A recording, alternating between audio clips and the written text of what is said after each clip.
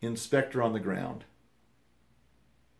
So, when I was first married, I was probably 25, 26, 27 in that area. I'm not sure exactly how old I was, but I roofed. I usually got up to go roofing around 5, 5:30, 6 o'clock every morning. Went out, roofed, worked my butt off, worked hard on the roof, tore roofs off, put roofs on, worked with my crews, worked by myself, whatever it was. I was hard worker all day long, whether it was summer, spring, or winter. It didn't matter. I worked every day.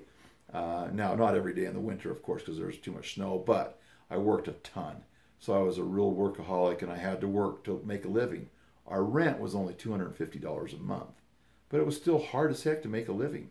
So anyway, I remember being in a hurry because I taught clogging. I taught clogging down in Salt Lake. I had 200, anywhere from 150 to 250 students at any given time, probably around 200 students.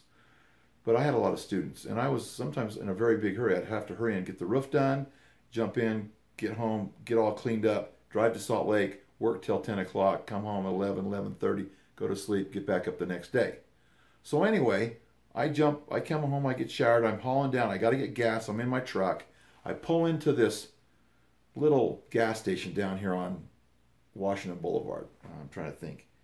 It's where E.K. Bailey is right now. Where E.K. Bailey has their shop. That they used to have like a little Quick Mart gas station, right? It was like 8 pumps and a little booth where you pay. So I whip in there really quick, and as soon as I whip in there, I'm kind of cruising. I'm in a hurry. I'm hustling it.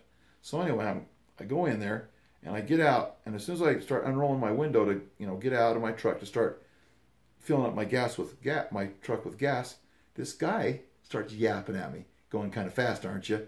I'm like, oh man, I don't have time for this shit right now. Going kind of fast, aren't you? You need to slow down. You can hurt somebody. I'm like, I know, I was going too fast. I'm like, man, don't bug me. I'm in a hurry. So he just kind of kept giving me shit. And this guy, I was probably 25, 26, 27 at the time.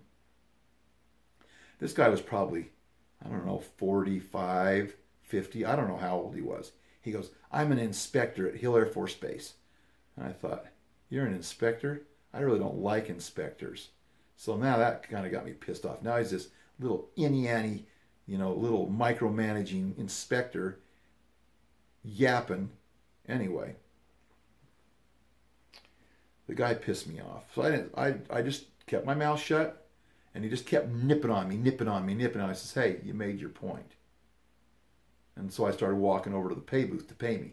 Man, he just come over and started bumping up against me. I thought, you stupid ass.